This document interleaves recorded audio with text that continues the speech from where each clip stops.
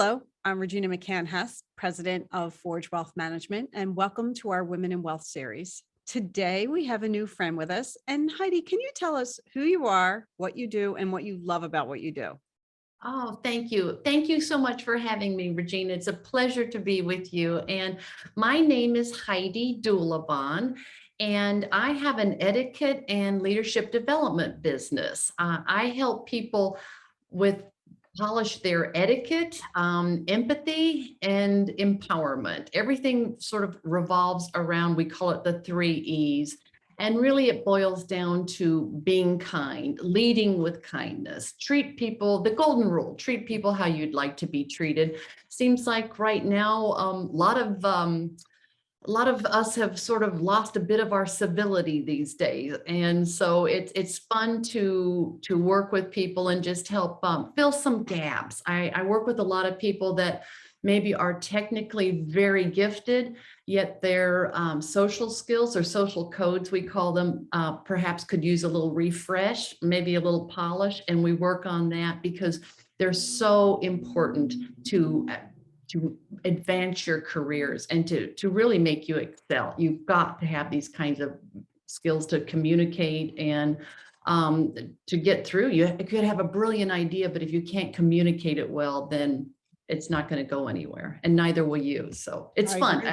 I look at it as helping people. Yeah, I agree. And that's a great point. Like you can have the best idea, the best tool in the tool shed, but if you can't communicate it effectively or get your meaning across of what you're trying to accomplish, you're just stuck in quicksand.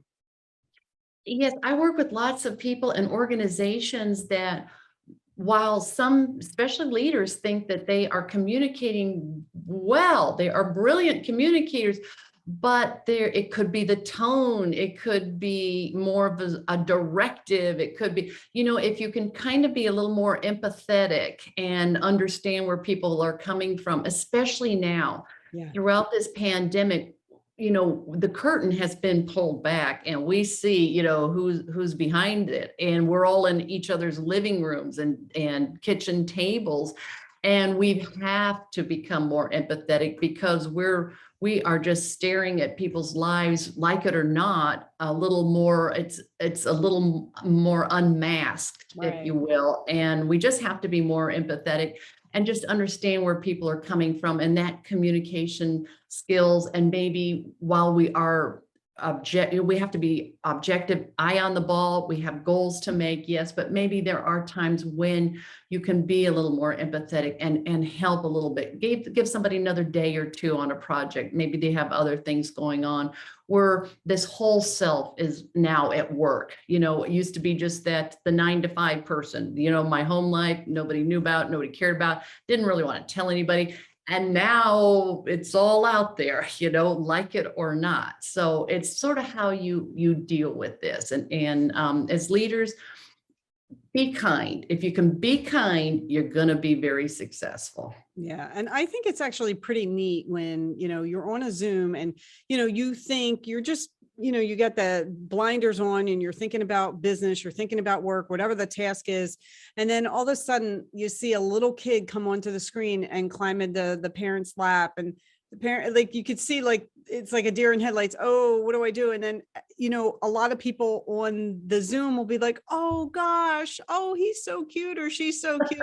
And it just humanizes everyone, not just the person who has the child, but it humanizes everyone. And I think it reminds us of, like, hey, this is why we're working to provide for to provide for our families and to make things better for our families.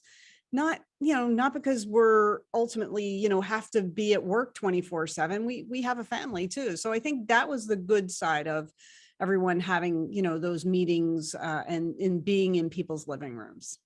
Exactly. And, studies show that we have been more productive while we've been True. home. True. And that's just amazing. And so now the next normal, how are organizations going to deal with this? The vast majority of knowledge workers, people that can work from home around the world, a global number, high into the 80% want some kind of hybrid schedule. a little bit in the office, a little bit at home. Just don't make me be in there full time. Right. It's really interesting as this and how we pivoted so quickly on a dime. We just changed to all of a sudden, okay, we're at home, we're working, and with this technology, it's allowed that. And some technology, some things that were already in the works have advanced rapidly to help us all. I was looking at some Zoom numbers the other day. It's something like 500 million people are on Zoom every day, or some Yeah. enormous number. Yeah. And it's crazy, but thank God for technology, and we can work hybridly, take care of everything else that we take care of. And it's not that old, where you'd go into an office every day and the manager would walk the floor, management by walking the floor. Oh, work, work, work. That's, people are more productive if you just give them the flexibility. That's what everybody wants. Yeah, absolutely. Absolutely. Now with your coaching, and have you had to obviously it's different in person versus on Zoom. And I actually think it's actually harder on Zoom and working remotely to convey, as much emotion or energy. You have to actually work harder. At least I feel like I work harder when I have meetings via Zoom to portray the same energy that I would if you were sitting across the table from me. So I don't know if you run into with your coaching, if you have to twist or pivot your coaching to help people, change the way they're doing things, or is it similar? No, I agree with you, Virginia. It's hard. It's hard through a screen, and I've sat through a few webinars saying, to get the most energy through the little black square, stand up, do that, and I've tried all of it. Stand up. I think maybe there's something to that a little bit, but it is hard. It's so much harder you just get this small bit of your body. You don't get the whole thing. And if you start moving your hands too wildly, you look a little crazy. So it's very difficult to do this through the screen, but it's what we have right now. And I think all of us understand that. And yes, I think in person is always going to be the best, but it doesn't have to be all the time. Right. It doesn't have to be all the time. Work out something. So yeah, I agree with you. It is not easy, but we just do the best we can. Mm-hmm. And then, so when you're working with people, how do they find you? What's the best way for them to contact you, learn more about what your services are and how you can help them? Yes, we have, I work with a wonderful team in Chicago, and we have a lovely website. It's my name, HeidiDulebohn.com. And from the website, we're on all the social channels. We just launched a new YouTube channel, so yeah, please subscribe. We Yes. yes, lots of videos we're putting up. It's interesting. We have a services page on my website with a lot of one pagers, all the different types of things we offer. I'm doing talks.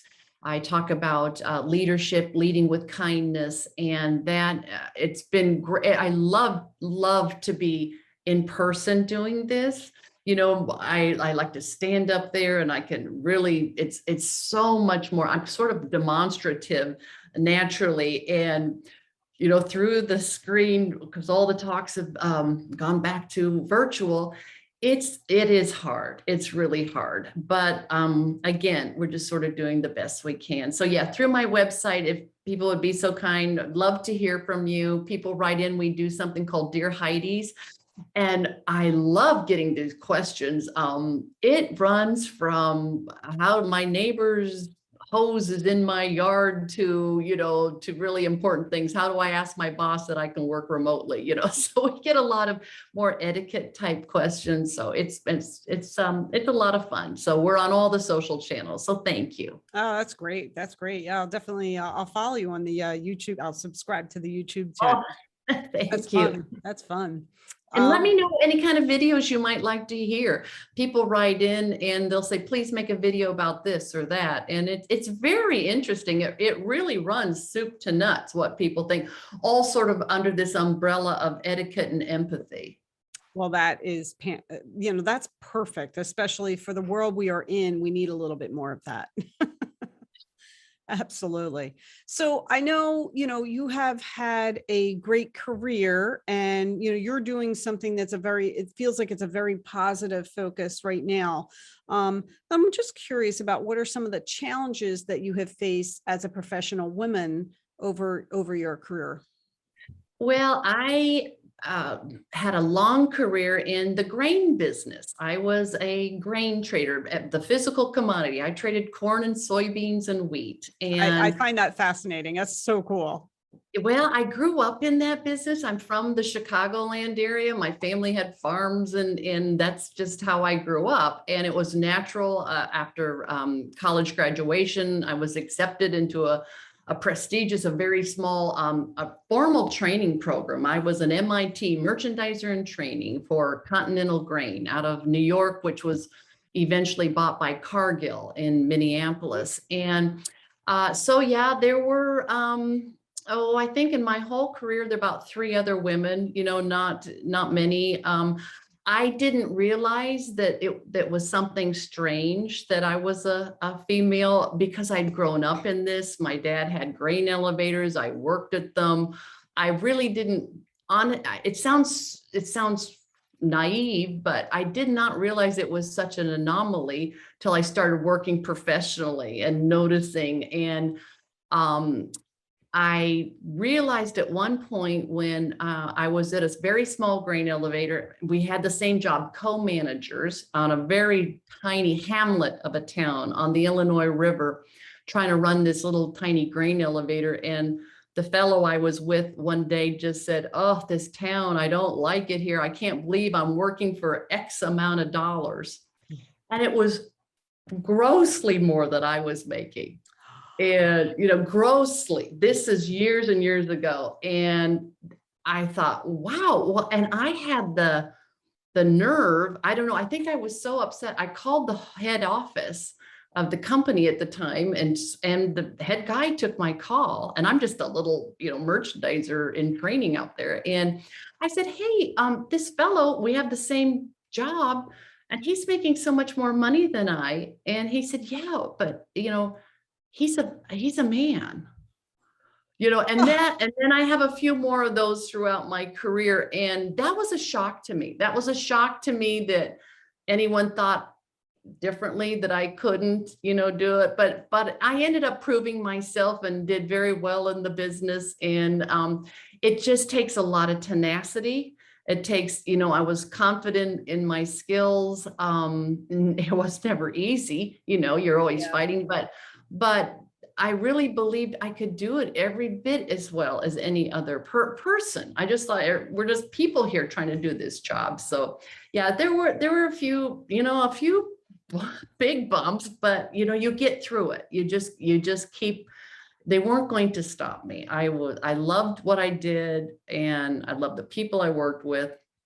And it was a great career. It really was. But I did see, that's sort of how I pivoted to this etiquette business. Is I would see people that were really smart, great traders. They could come up with these models to trade and arbitrage. They were brilliant, but their social skills were lacking. They just were came across as rude, abrasive, directive, and just weren't advancing. And then this is this gap. This is this one thing that was missing, was just just basic politeness. And if you're kind to someone, they're going to be kind back.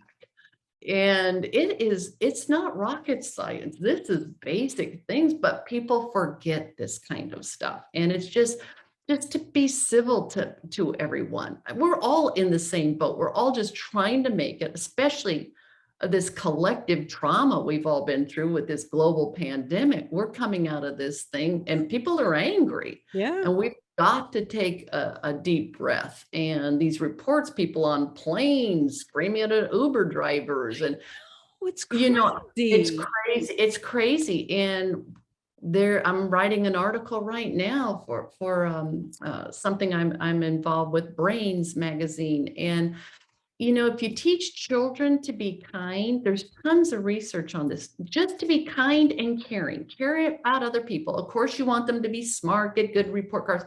Well, the studies out of Harvard show that, and other places as well, that kids that are kind are smarter, they get better grades, they succeed, they do far better in their careers, and they're happier. And many studies show happy people are healthier.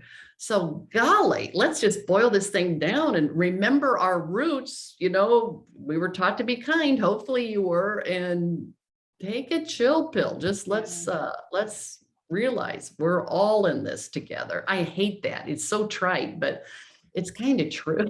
We It really is. are. It is. It is. That's tough. It's tough. But yeah, I think that's a great reminder for everyone. Just, be kind. You never know. You really don't know what somebody is dealing with. They may, the Facebook makes everybody look like they have the perfect life, the perfect family. And, you don't. No one does. And everyone has some burden they're carrying. And just a little kindness goes such a long way. And that's all it takes is one person's kindness affecting someone else's day in a positive way. And then that person can potentially impact somebody else positively. And then it just creates a different mindset and a different outlook for everyone. So I think that's a great outlook that you have there. Yeah, it's the truth. I mean, I'm really into research and just what these studies show. I mean, it's all the kick in your neurotransmitters, your dopamine, serotonin, helpers high. You'll get way more out of it being kind to somebody. Just, a random act of kindness, especially with the holidays are coming up, and they can be stressful for in good times, it's stressful. So, we've all got to take a deep breath, just go out of your way a little bit to be kind to somebody. And it's just going to you'll make their day, but you're going to really make your day. Absolutely. Absolutely. Because it is true. Like whenever I do something good for someone else, I feel better. You And do.